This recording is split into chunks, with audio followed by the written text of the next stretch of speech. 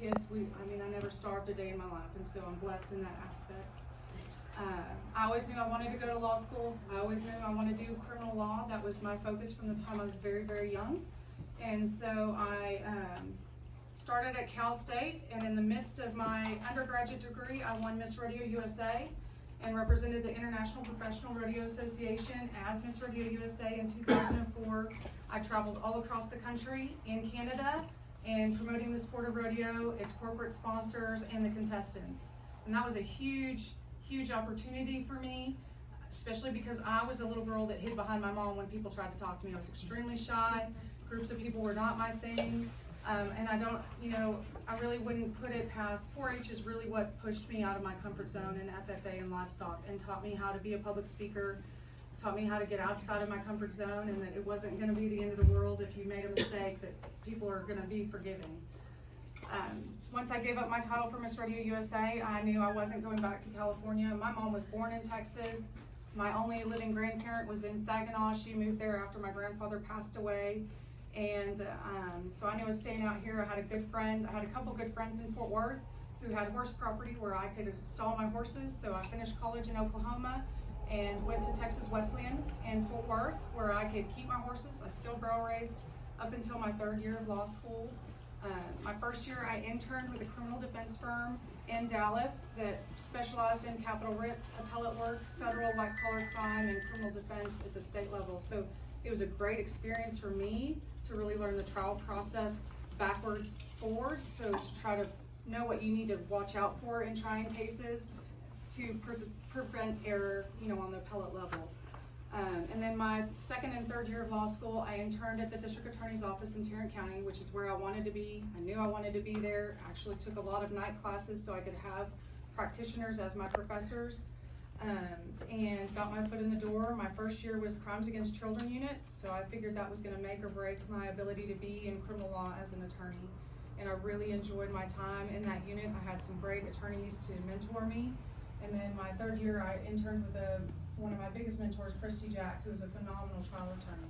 And on your 3rd year bar card, you get to start trying cases at the DA's office. And then I was also one of the blessed recipients of a position at the DA's office when I graduated law school. So I started immediately at Tarrant County. I tried more than 50 jury trials in Tarrant County as a prosecutor. Everything from your misdemeanor DWIs to aggravated robbery and murder. Came home with a lot of stories, but in the meantime, I was commuting. So I met my husband before I started law school. We started dating after my first semester of law school.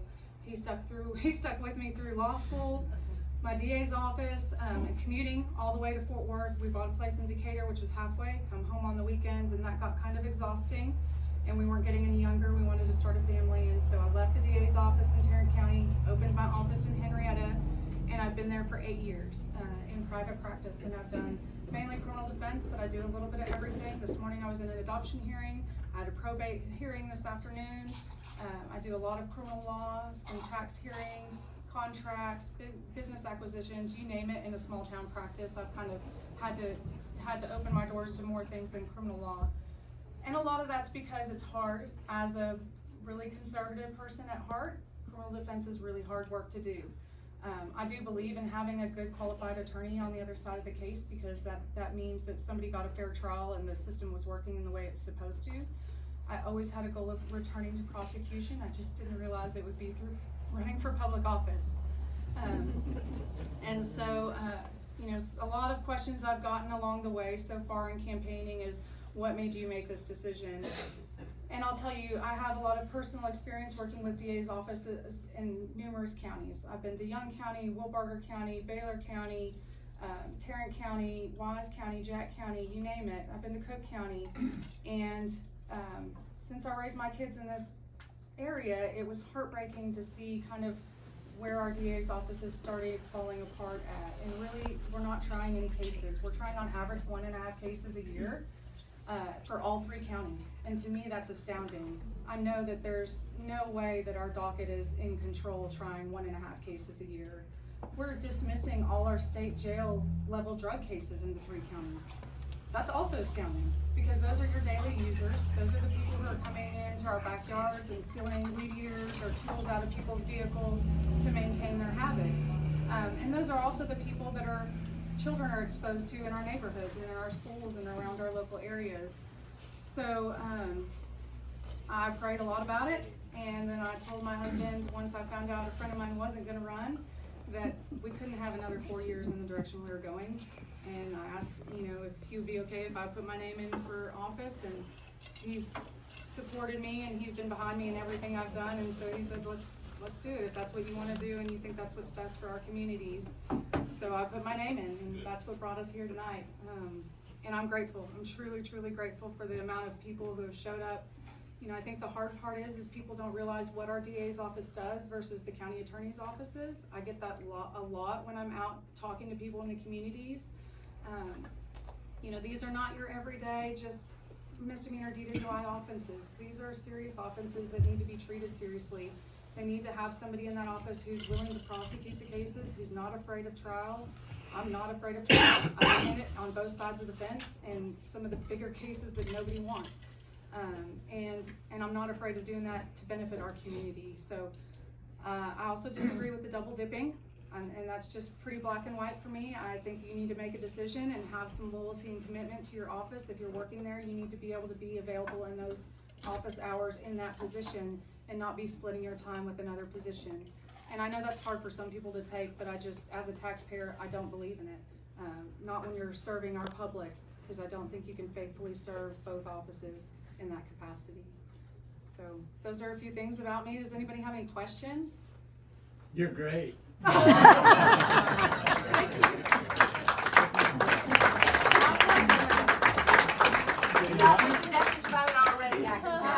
You're not starting April 1st. And you know who runs South Dakota, don't you? Yes, sir, I do. You and she have a lot in common. There's something to be said about horse people. I'm gonna see who can ride a horse the best. Should have come in right. I'm willing to take that gamble. Sign me up for that race. Anyway. Anybody else have any questions? Any concerns or anything that you'd want to know what my vision is? I think one of the first things I want to do in the DA's office is create a tri-county task force with our law enforcement in relation to drugs. So one of the scariest things for me as a parent is knowing that meth and fentanyl are so accessible. And people think, oh, fentanyl's not getting into our schools, but I don't know how many parents or grandparents are here that know that vape pens are everywhere. Yeah. Vape pens are invading our children's schools from junior high and up, and it takes the tiniest minuscule amount of fentanyl to be lethal. And that is horrifying as a parent, because your kids don't know what's in their vape pens. You don't know where you're getting those vape pens and what the components of those oils are. And so I think as part of the task force, I'd like to go into the schools. I'd like to talk to children.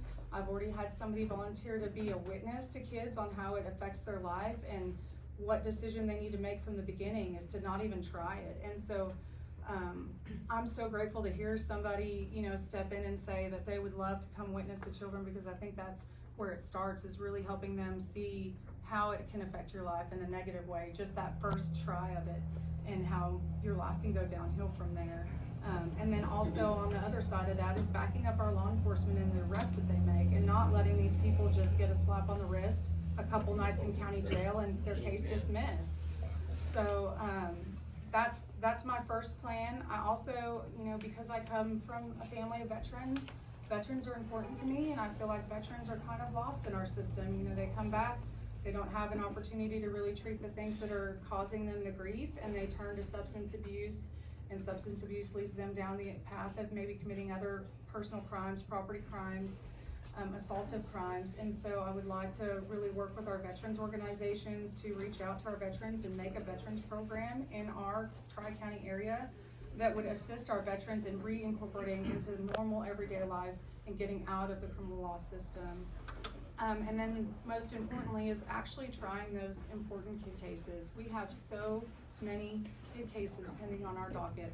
So many kid victims are waiting for justice, and their cases are sitting there, and the older they get, the harder they are to try. They're hard to try to begin with, but they're hard to try when they're 3 or 4 years old. And so I'd like to start tackling those cases right off the bat. And that's really my vision to start. I have a question. Yes. Sort of. I haven't lived in a city or town for 40 years. Okay. I've lived in a rural area, very rural. which, sometimes no neighbors, I have some neighbors now. But, I think from my standpoint, it just seems like when you live out like that rurally, we're sort of forgotten. Sure. Because there is no law enforcement, really close by. So what can we do, or what can you suggest, or what can you do to help those of us who are not in the town, not in the city? We live very rurally. Well, first, I think at the basic of everything is communication, and so really working with your law enforcement to communicate how can we best that, whether it be, community watch programs, or working with our commissioners on, rearranging the budget. One thing that I think is gonna benefit rural communities is Senate Bill 22, which is adding some funding into our rural areas, which can go to our sheriff's department, and then there's gonna money to go to the DA's office. And so that might enable them to add some, because I live on the rural side of Clay County. We're, 25 minutes from Henrietta, so, if you need somebody, it might be 30 minutes before they get there. I truly understand, but I think communication is a big part of that. And backing up our officers on our end as the DA's office. So right now, I feel like a lot of our officers feel as if they're doing the work for no reason, because they make these arrests, they work up their reports, they file those reports, and then nothing happens. Or nobody communicates with them if they're calling and trying to find out what's happening. And I think we're missing the boat there, because the way to better our law enforcement from the DA's perspective is to talk to them. Like if I have a case that comes in, and this is something we've learned really young in Tarrant County, is if you have a trouble case, you go to your officers and you say, hey, here's the deal. This is our trial issue. We're either gonna get in front of it, or this is gonna keep us from being able to try the case, but this is what we need to do next time. But if you're not doing that, you're missing that step. Those officers are never getting that connection, and they're not gonna have better reports or better arrests. And so then the cases don't get any better when they get to the DA's office. But if we take that time to really spend with our officers, either in trial prep or when we're going through and prepping cases for grand jury, that communication is gonna benefit us in so many ways. Our officers are better in the streets, our reports are better, our cases are better when they come to the DA's office, our prosecutions are better. And that, to me, is one of the things that we're missing. Thank you. So that must take a cyclical communication. Yes. It gets broken. Yes, right now we're missing that. Yes, ma'am. When you don't get a return phone call or return Yeah. email, or you don't know what the issue is with your case or why it was dismissed, or Yes. even from victims' families, if you're not getting Complete cycle of communication must be the call. Yes, and it takes leadership for that. And It does. we're lacking. They go into, full-time instead of double dipping Yes, sir. on the staff. How large is staff to increase the number of drug prosecutions and start dealing with a reasonable number of trials yearly, do you guess you would need? I mean, honestly, I think there's no reason why 3 attorneys in the office can't up our trial stats, why we're not trying more cases. I mean, as a prosecutor in Tarrant County, which I know this isn't the Metroplex, and we don't have the funds to try a ton of cases, but I guarantee you, I think any of the commissioners' courts, if I came and said, hey, we've had 5 trials this year, this is our 6th trial, I really feel like this case needs to be tried. I don't want this child to wait any longer. I don't want, this lab report to go unwasted. I wanna be able to utilize this and show to our offenders in the community that we're serious about protecting our streets. I'm pretty sure none of the commissioners are gonna say, no, if we're doing our job. It's where we're not doing the job, then it's hard to keep giving them money. How about the efficiency factor you could work on? Yes, yeah, absolutely. I like that. Yes, and if, Katie, I don't think everyone knows what double dipping means Okay. and what that means. And that's a real big issue to think that there's people with double salaries and we're still not getting the prosecution that we need. Right, so right now in our current DA's office, we have the DA herself, and she's paid by the state, so her salary isn't calculated. When I say we're paying over $350,000 in our attorney's office, that doesn't even calculate her salary, right? That's her first assistant, her second assistant, who is also the Monte County attorney, so he's collecting his DA salary, his Monte County salary, and he makes more than our district judge, our highest official in our district. He makes more money and hasn't had to try a single case in our office. Now, I will give Clay the benefit that he is the one that has to show up to docket, because a lot of times there's nobody else at docket to be there to handle the cases. But I think that creates a problem. Well, now we also have her first assistant, who makes $130,000, running for county attorney in Archer County. So now we're gonna have 2 of the prosecutors that are in the DA's office working in county attorney's offices. And then when I was at Bellevue Forum, Casey said her intention is to have all 3 county attorneys working for her office. And to me, that's just not a good idea. I mean, right now, if we're not prosecuting our state jail cases and our officers are filing as attempted cases in misdemeanor court so that they could get some kind of time out of those cases, what happens when your DA controls all of the prosecution in all 3 counties? Then nothing happens. You know, then we've completely grinded our justice system to a halt in our Tri-County area.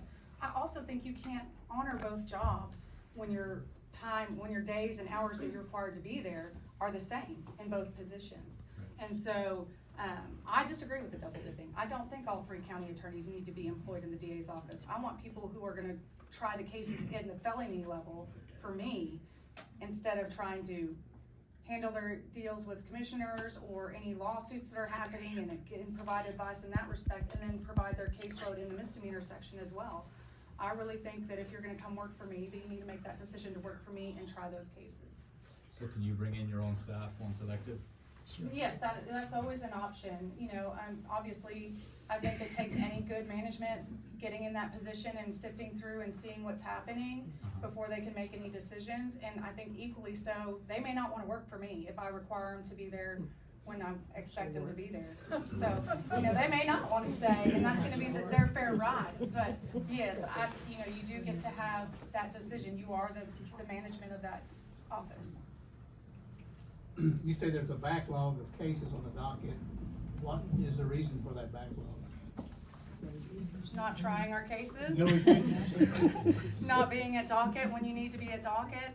So I think one thing I can speak to as being somebody who's handled cases in the Tri-County area on the defense side, if you have a case that's assigned to a specific person like Casey, and she doesn't come to docket in Montague or in Archer or Clay when we have 1 docket a month, so the attorney who's there on her behalf isn't gonna talk to you on her case, and so that case just gets passed down the hall, down the hall, down the hall, and so those cases just sit until that person is either ready to deal with you or their feet are held to the fire, and so. So is the DA not obligated to show up in court? I mean, I've never thought of a day where I didn't have to be at docket when I was called for docket with the district judge. I think every position is different. Her opinion is, I guess, if her assistant's there on her behalf, that's sufficient. I don't think that's the case. And it's not too much to ask us if we're a Tri-County to be at 1 docket a month, I don't think. Bill, I'll talk to you a little bit later. So Katie, what does it do to your caseload? What happens if nothing's moving? What's the reason for that? If a defense attorney decides that the DA's office won't try a case, what do they do with their case? We let them sit. I mean, it's beneficial. So on the other side of the fence, people don't think about it, but as defense counsel, you have no reason to push that case to trial, right? Because it benefits your defendant, especially if he's on bond. If he's out in the community and he gets to go about daily life, you're not gonna push that prosecutor to come do their job, even though some of us do. I mean, I still go to the DA's office and try to meet with them before docket. I don't try to handle my business in docket because they have everybody else to handle too. But at some point you say, all right, I'm just gonna let my case ride, and eventually either 1 of 2 things.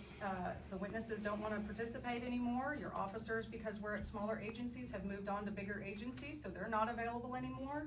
Or, the case just gets stale on other causes, and so then they end up getting dismissed or pled down to whatever you've asked for 10 settings ago, 13 settings ago, but you've been paid for every setting you go.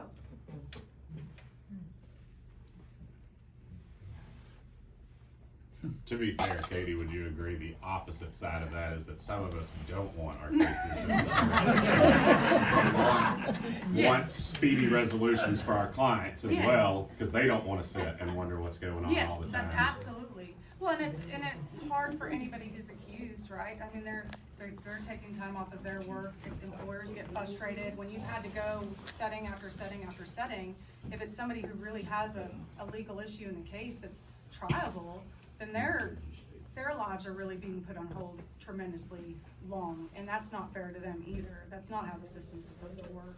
And you know, as much as I'd like to say I've never pleaded a case, you just don't have an option. That's the only way you have some efficiency in a DA's office.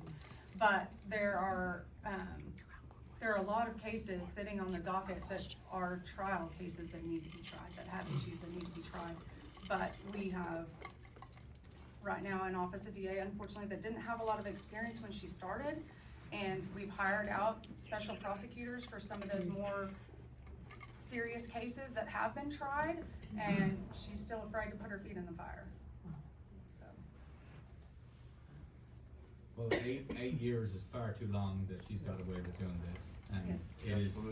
it is damn time for a change. And I'd like to thank everyone for showing up today. This is a great turnout for Montague Yes. County. This is awesome.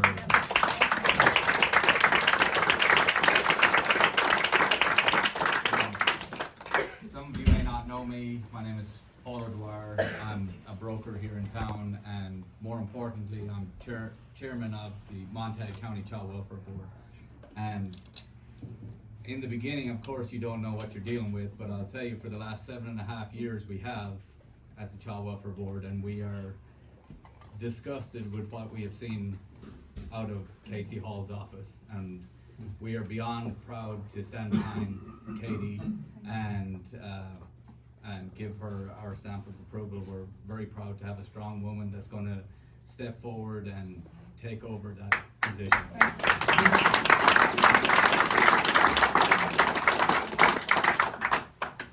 So will you have a debate with our current DA? Great question. Yeah, we've had 2 forums already. So we had Archer in early February, and then we had Bellevue a week and a half ago. Coming up, we have Bowie. So Thursday. Amity Club is Thursday, and then we have Forestburg on the 19th, and on the 18th we have one in Henrietta in Clay County, Texas. So we'll have 3 more debates coming. I think the hard part about that, though, is the public who doesn't really know what the office is. It's hard for them to understand what they're not doing. And it's a short amount of time to try to get in everything and educate them about what that office does and what you should expect, and then respond to what claims they're making. And so, like at Bellevue, I never got a chance to rebut her comments, so she didn't want to go first. And so, I mean, I'm not afraid of putting myself out there, so I went ahead and went first, but they didn't give me any rebuttal time. Yes. So I never got to respond to what she said. So what We can will have tell our- rebuttal at Bowie. Thank you. What can we tell our friends and neighbors then about? You know, if they have questions, have them call me, have them message me. If, you know, if they want to know what my vision is, I'd be glad to talk to them, send them to my website. But that's the biggest thing, you know, I think I can't make every household in all 3 counties. I wish I could, but I still have my own law practice because I decided at such a late factor. I hadn't already shuffled my caseload. I still have a caseload of my own, and I have children and livestock and a husband that wants to see me occasionally, you know. So word of mouth, you know, your friends trust who you talk to, and if you've had an opportunity to meet me and they haven't, if you could share that with them and ask them for their vote, that's really the biggest and the most important thing. Is I need that support. Do it. Katie, I would just like to say, you know, to piggyback off what Paul had said too, because children are, you know, such an issue, and I've witnessed firsthand in this county that it seems like there's either an intimidation or a sense of frustration among law enforcement officers to really put their full heart into things, because it just kind of dies there. Right. You know, I think that there's a lack of motivation. So I think what I hear you saying that's exciting to me, for instance, I've had a personal experience with trying to assist some children who were actually victims of human trafficking.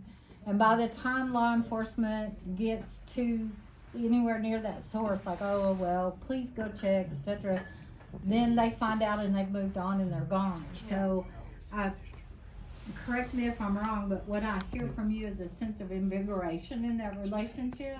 So they feel like if I call and say, quick, go to this house, and they do something, that there's going to be an impact with a relationship that you're building in the independent cities and within the county. I mean, I've worked a lot of jobs in my life, and one thing I learned is if you work for a place that doesn't have your back, you're not gonna give 100%, right? Because they don't have your back. But if you work for a place that has your back, you're gonna give 100%. And it's gonna make it easier for officers to say, you know what, I might make more over that agency over there, but I love our office here. They have our back. They're gonna take care of our cases. They're gonna help us along the way. And that makes a huge difference. So I think some of that comes from experience, you know, just having been out there and had a lot. I mean, I've worked at the mall. I've worked in numerous amount of jobs to make my way through undergrad and law school. And I think that that life experience translates into better leadership, because you know what it's like to have somebody that doesn't have your back, and you know what it's like to have good support in your back, in your pocket. And so I think that those things are what affects a good leader. How do you feel your relationship is with the Montague County law enforcement agencies with you? You know, I think some of them get frustrated with me occasionally, because as a defense attorney, you know, I can poke the bear for sure. But all of them know that I'm a hard worker. I mean, every officer I've come in contact with since I began my campaign has had positive things to say. I haven't had anybody say a negative word, you know, and if they do, I understand, you know, when somebody's on the other side. But I think what most people know about me, and that's one thing, you know, I don't have a ton of senators endorsing me, but I have a lot of attorneys who I've worked with, who I worked with from the time I was in law school. And to me, that means more, because those are people who know what it takes to do the job, and those are people who know who's gonna go the long term. And so, you know, I feel like officers know that I'm good at what I do, and I'm serious about it. And yeah, I'm not gonna let them off easy. I'm not gonna let them off easy as a prosecutor either. I'm gonna require them to hold themselves to a higher standard, but I'm gonna try to help them get to that standard. So who are those elected officials that we can contact as your supporters to have them either support you or change their mind, whatever it takes? Who are they? I want names. You know?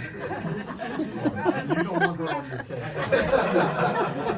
I can give you a Yes. district judge out of Fort Worth, Texas, is a good friend of mine that highly recommended, called me he came up to see me and told me about Katie and how good she was with Fort Worth and that, and he is actually kind of a local from here. His father graduated with my father, I do believe, and that, but Chuck Vanover, Charles Vanover, judge, I should say, excuse me, but he highly recommended her, and it gave me I mean, I was already pretty much behind her, but it was a good thing for him just to come up and tell me that, so I thought that was very nice. I mean, I hadn't been at Tarrant County for more than 8 years, and I had somebody call me the other day who met a Fort Worth police officer, retired Fort Worth homicide detective that I worked with when I was in Fort Worth at the DA's office.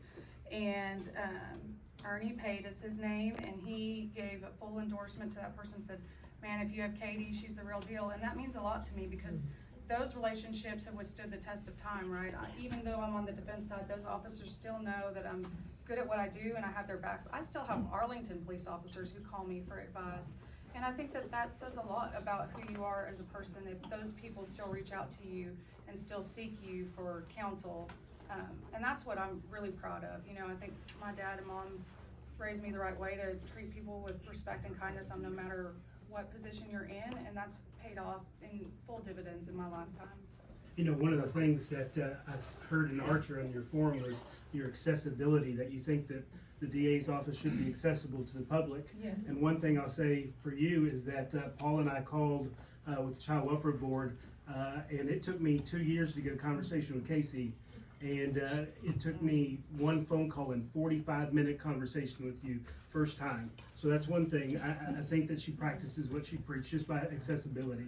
Next thing I want to ask, it's becoming more difficult to try children violent cases because of certain legislation. Talk a little bit about what you do with difficult cases that are hard to try because of evidence and various things. How do you approach that?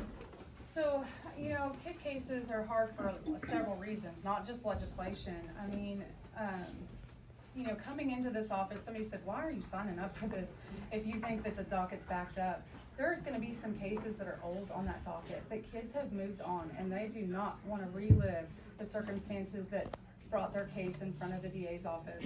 So I think, you know, in those circumstances, you've gotta weigh the pros and cons and talk to that family, talk to that child, and see what's in their best interest. Is it best to resolve that case in a plea, or is it best to make that case go to trial? I mean, so those decisions, it's fact-based. It's really hard to give you kind of a blanket answer, Right. because every case is different in a kid case. Every child is different, every family's different, every assaultive offense is different.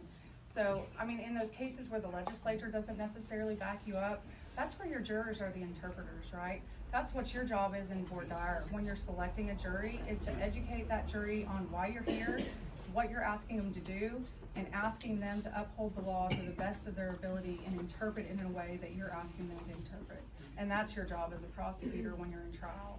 So that's, I mean, I think how I would tackle a legislative issue in a case, if I felt like it was still trial worthy. That's your job, to educate the jury at the very beginning and keep holding their hand through that trial process and encouraging them to see the things you're asking them to see and make the decision you're asking them to make. I was gonna ask, what is your experience of trying cases here in Montague? Well, that's a good question. I haven't had to try any cases in Montague County. I haven't had to, well, I'm gonna tell you, for one, there hasn't been a trial in Montague County since 2019. Okay, there's a good news. There hasn't been a Montague County case tried since 2019. And so, yeah, that's kind of astounding to hear, isn't it? When you consider that Montague County is the largest population in the Tri-County jurisdiction. Yeah, yeah, that's more than her recent term, yes. So, when we talked earlier about defense attorneys, you know, their cases getting passed and then you get the deal that you asked for, I really have had a lot of beneficial agreements for my clients in the Tri-County area on the defense side. And that's not what you wanna hear as a citizen, but I haven't had to try anything. I think to add on to what Katie was saying about the child cases, and some of them, children may not wanna come and testify now, it's been too long, and I think if you stop and really think about it, it is absolutely disgraceful that some of these kids are gonna have to move on through life knowing that that criminal never met his justice. Yes. And they're gonna have to live with that forever. One of the things that we've seen at the Child Welfare Board in the last 5, 6, 7 years is that therapy has become a big part of our budget and how it changes these kids' lives. Well, these kids aren't getting their case heard, they're not getting their justice, they're not getting their therapy, they're not in the system, and it's absolutely shocking that she got, first of all, elected first time and then second time. And I damn sure hope it doesn't be a third time, so. I do too. Got a lot invested. I think the other thing I can say, because I can speak to this factually, because I've experienced it, is I have cases that have sat in my drawer for years and been unindicted. So what that means is that person's been arrested, but that case has never been presented to the grand jury, and years go by.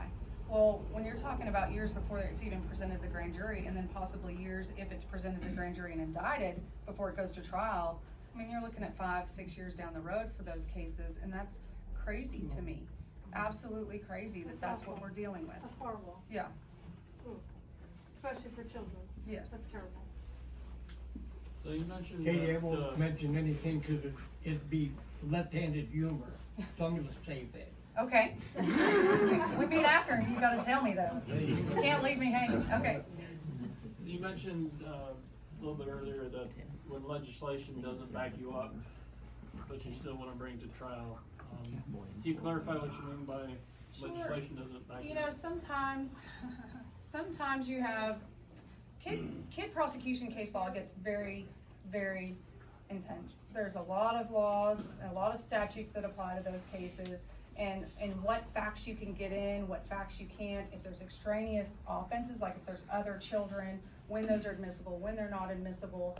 And so sometimes you really have to know how to navigate that case from the very, very start, as far as the legislative issues go, as far as your statutes go, you know, what's gonna be admissible and what's not gonna be admissible, and know how to preserve those things for error if it, you know, for me, on the prosecution side, how to cover our base to make sure that the defense isn't letting something slide that is gonna make it a reversible error in appeal, right? You know, I think that benefits me from having worked cases from appellate backwards and in the start of law school up till now, but legislatively, you just have to know how all those laws apply to your case, your fact scenario, your victims, if there's multiple victims, how it applies, or multiple photographs. You know, I think some legislation can complicate your prosecution by almost raising your burden as the prosecutor if you have to say, prove every single photograph is a different child in a different instance. That's an increased burden on the prosecution, which you didn't have before. So knowing your legislation, knowing how it actually interprets when you're trying cases is really important. And then knowing how to guide your jury through that process. How important do you think it is for the DA to be part of that legislation process versus prosecuting based off the legislation? Because I know Casey worked with some legislation stuff. Do you see yourself more as wanting to prosecute the laws or to help make laws? How do you see yourself? I see myself wanting to prosecute the cases. I don't really have an intent to go to legislative. There are opportunities I think you get when you try cases to be invited into some legislation if I felt that was appropriate, but not if it took away from my focus here in our 97th district. If it really took away from our time and the cases that need our attention, then to me, I think there's a lot of other people out there that might be available that can better assist that than somebody who needs to be here trying our cases.